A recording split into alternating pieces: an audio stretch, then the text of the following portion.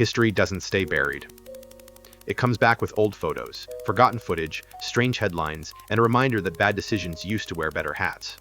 This is Mason Zero's Living Archives. In 1946, America tried to introduce the atomic age with a lagoon, a fleet, cameras, and the calm confidence of people who had never met consequences in person. Operation Crossroads began with a promise that sounded tidy enough for a government briefing. World War II had ended. The atomic bomb had already been used on cities. The United States had a weapon so powerful that even the people in charge needed to understand what it meant, or at least make it look understandable, which is a very old management technique and almost never a soothing one. So the military chose Bikini Atoll. Not because Bikini was empty. Because power is very good at making other people's homes sound available. The plan had the clean geometry of official confidence. Move the residents.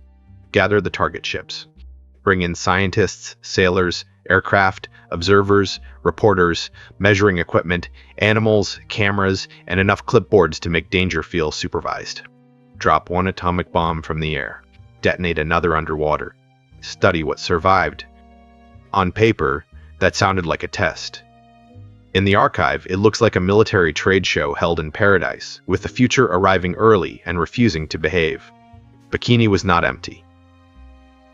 It was made available by paperwork, distance, and power, which is a tidy sentence until a family has to live inside it. The people of Bikini were asked to leave before the first bomb ever rose into the sky. They were moved to Rongerik with official language wrapped around the decision like a fresh tablecloth over a broken table. The official words were temporary, necessary, and for the good of mankind. Those words always sound better when they are not being spoken to your house. That is the first cost Crossroads tries to tuck behind the curtain. The cost begins before the spectacle, before the mushroom cloud, before the fleet, before the famous water column. The atomic future starts by turning a living place into a test range and asking the people who belong there to trust the people who need the range. That part deserves gravity. The joke is not the people leaving home. The joke is the institutional confidence required to call that forced move a clean first step. After Bikini became a proving ground, Joint Task Force 1 built a floating experiment in the lagoon. And floating experiment is doing heroic work there. This was not a few ships and a camera crew. This looked like someone emptied a war museum into the Pacific and asked physics to fill out a comment card. Old American ships were anchored beside captured enemy vessels. Battleships, carriers, cruisers, destroyers, submarines, support craft. Some had survived the actual war only to be parked in tropical water, so a new kind of war could introduce itself with better lighting. The ships became props. The lagoon became a stage. The instruments became reassurance. And the cameras gave the whole thing the dangerous feeling of an event meant to be understood. The target fleet was a confidence diagram made of steel. Every anchored ship said, "We can measure this." The ocean, because it was not in the meeting, had notes. That was the hidden ambition of Crossroads. It was not only asking what an atomic bomb would do to ships, it was asking whether nuclear power could be made legible, whether the public could be shown the new age as a sequence of procedures instead of an open door into something frightening. There is the target. There is the aircraft. There are the observers. There is the safe distance. There is the schedule. Nothing says, "Relax, civilization has this handled," like standing near a doomsday device with a badge and a timetable. The first test, Able, happened on July the 1st of 1946.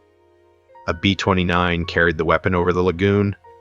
The airburst was supposed to show what an atomic bomb could do to a fleet from above.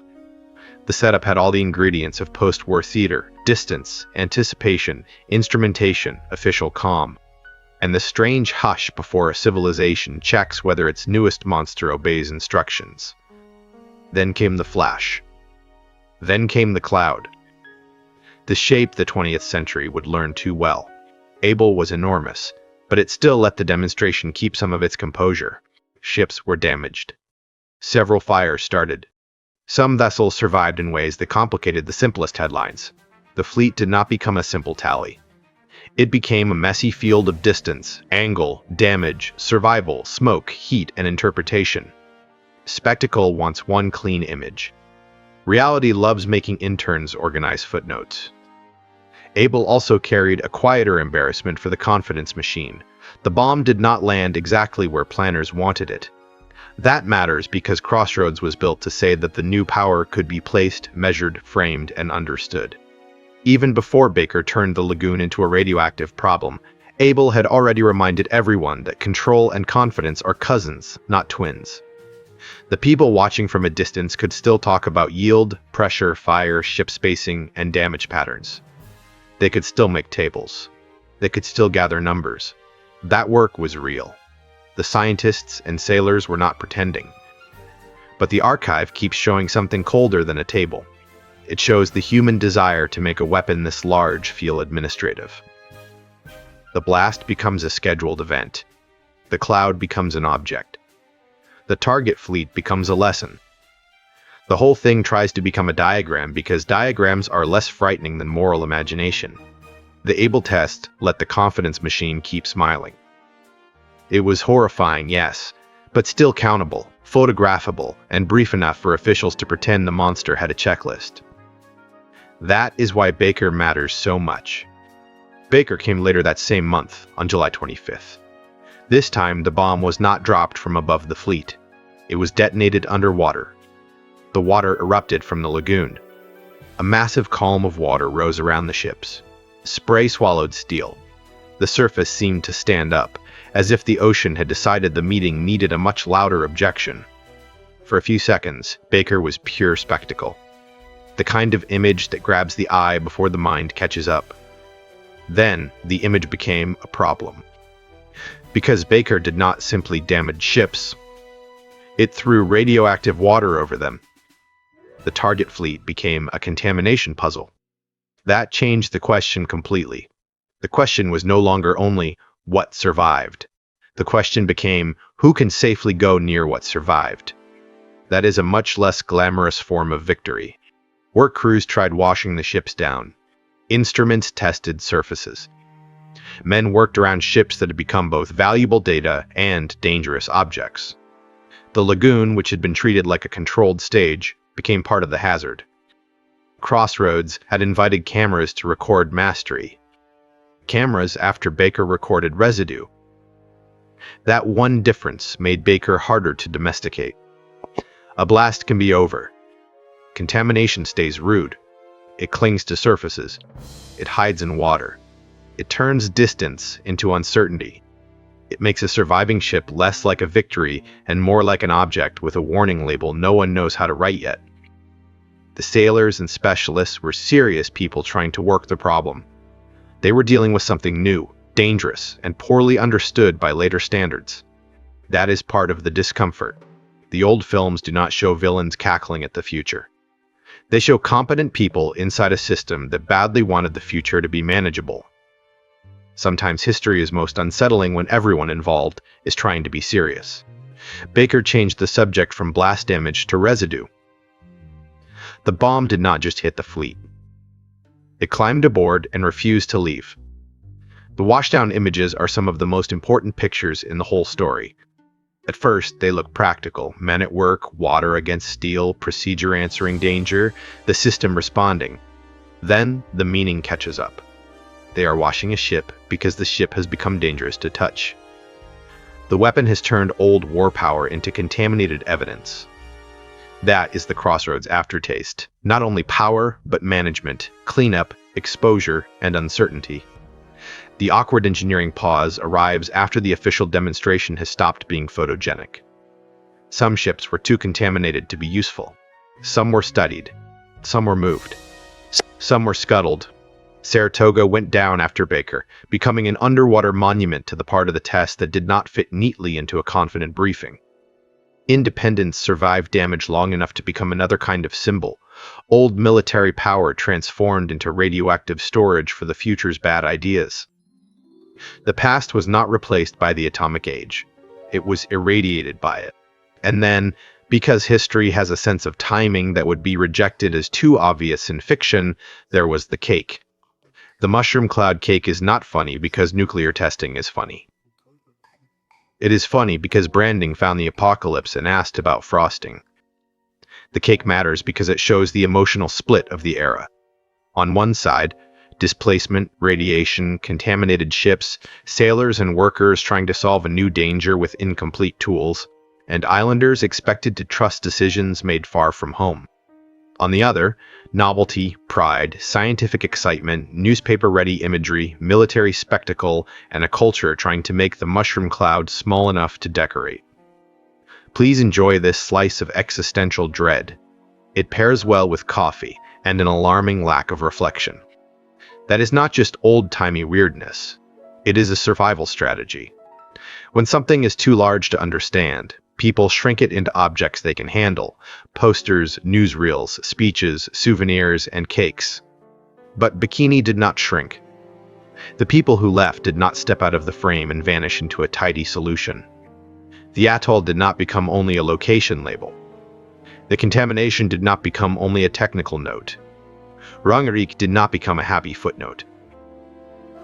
The move that had sounded temporary became a long chain of displacement, shortage, relocation, uncertainty, and promises that aged badly. That is why the opening decision matters so much. Crossroads was not only a story about what the bomb did to metal. It was a story about what institutions ask distant people to absorb so the center can call itself prepared. The archive can make the ships feel enormous, and they were.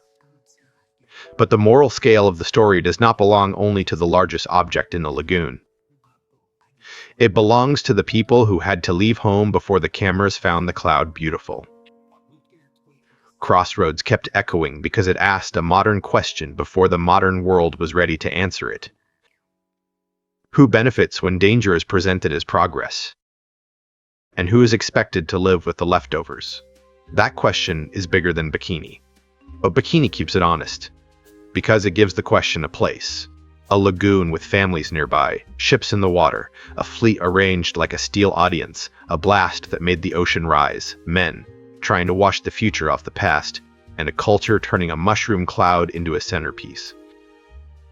All of it says the same thing. The atomic age was not only discovered, it was staged, sold, filmed, and celebrated before it was understood. Which, as a species, is extremely on brand. We do have a habit of inventing something world-changing, immediately finding a camera, and letting the safety meeting arrive later with visible stress. Operation Crossroads does not matter because everyone involved was foolish. That would be too easy, and honestly, too comforting. It matters because many of the people involved were serious, skilled, patriotic, curious, and operating inside the logic of their time. That is what makes it unsettling. The danger did not require cartoon villains. It required confidence, incentives, distance, ambition, and a story people wanted to believe, that technology this powerful could be made orderly if enough responsible adults arranged the chairs. And that is the part that still travels. Not the exact fleet, not the exact lagoon, not even the exact weapon, but the habit. The habit of confusing organization with wisdom. The habit of believing that if danger has a schedule, a title, a budget, and a press angle, then somebody must have already solved the moral part. But who gets to call a risk acceptable when the people carrying it are not the people applauding the demonstration? The final image of Crossroads is not just a mushroom cloud. It is the whole machine around it. The island chosen, the people moved, the fleet assembled, the cameras rolling, the blast blooming, the ships contaminated, the hoses spraying, and the cake arriving later like history had briefly lost adult supervision. Crossroads was a weapons test, yes. It was also a rehearsal for selling danger to ourselves as progress. The archive survived because cameras were invited to the performance. What the cameras caught was bigger than the performance. That is the warning worth remembering. When danger becomes branding, the question is not whether the show looked impressive. The question is, who had to live with the residue after everyone else stopped watching. Until next time, remember that history is mostly ordinary people doing ordinary things right before the consequences arrive. The past was not wiser, just less recently embarrassed. Thanks for watching.